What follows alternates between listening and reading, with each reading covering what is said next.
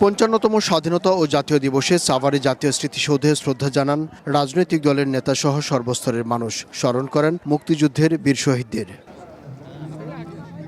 স্মৃতিস্তম্ভে নেতাকর্মীদের সঙ্গে নিয়ে শ্রদ্ধা জানান বিরোধী দলীয় নেতা জামায়াত আমির ডাক্তার শফিকুর রহমান। এ সময় তিনি বলেন, দুর্নীতিমুক্ত ও অহিংস বাংলাদেশ গড়তে ঐক্যবদ্ধভাবে কাজ করতে হবে। দেশের স্বাধীনতা সার্বভৌমত্ব আল্লাহ যেন হেফাজত করেন সব দিক থেকে, এবং এই দেশের উপর আল্লাহ যাতে শান্তি এবং রহমত বর্ষণ করেন।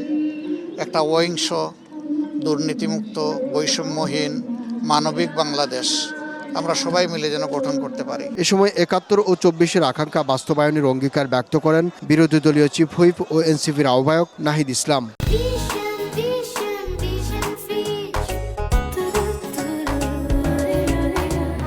৭১-এর যেই আকাঙ্ক্ষা এবং ২৪-এর গণ অভ্যুত্থানের যে আকাঙ্ক্ষা, সেই আকাঙ্ক্ষার ভিত্তিতে সাম্য এবং মানবিক মর্যাদার ভিত্তিতে আমরা এই বাংলাদেশ করতে চাই। আমরা এটার জন্য এই মুহূর্তে কাজ করছি। আমাদের স্বাধীনতার অনেক আকাঙ্ক্ষাই পূরণ হয়নি বলে আমাদের নতুন প্রজন্মকে আবারও রক্ত দিতে হয়েছে, জীবন দিতে হয়েছে। অর্থনৈতিক ও রাজনৈতিকভাবে বাংলাদেশ বিশ্ব দরবারে ভূমিকা রাখবে, এমনটাই প্রত্যাশা বিরোধী দলীয় নেতাদের। আব্দুল্লাহ শাফি, সময় সংবাদ, ঢাকা।